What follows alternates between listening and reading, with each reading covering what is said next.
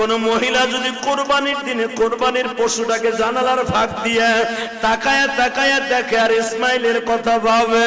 আমি আমার ওই মাদেরকে বলবো, মা হাজেরা সন্তানদের সাজাইয়া স্বামীর হাতে জবাই দিতে দিছে, আর তোমার স্বামীর হাতে যখন পশুটা জবাই দিয়ে তেল মালিশ করে দিবা,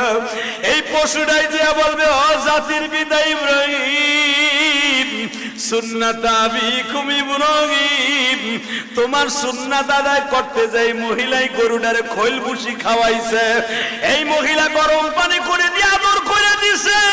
এই মহিলা দারোয়ানকে বলছে, গেটম্যানকে বলছে গরুটারে সুন্দর করে গোসল করা। মনে রাখো গো মা,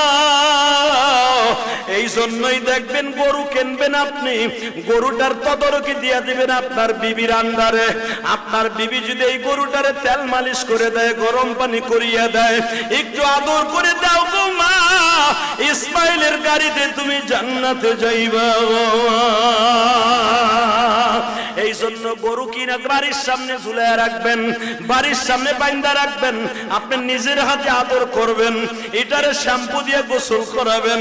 এটার মাথায় চুলকায় দিবেন, আর চোখের বাড়ি ছাইরে দিয়া বলবেন,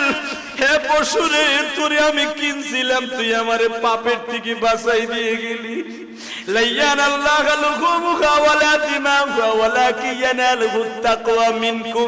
আমার আল্লাহ কোরআনে বলে, আমি গোশত হাড্ডি মাংস কিছুই খাই না রে বান্দা, আমি তোর অন্তরের দিকে তাকাই, পশুর দিকে তাকায় যখন তোর চোখের পানি পড়ে, তোর পশুটা তো আইসা আমার কাছে বলবে, মালিক রে, কোটি কোটি পশু গাবতলির হাটে, হাসনাবাদের হাটে, পোস্তগোলার হাটে, মিরপুরের হাটে, ক্যান্টনমেন্টের হাটে,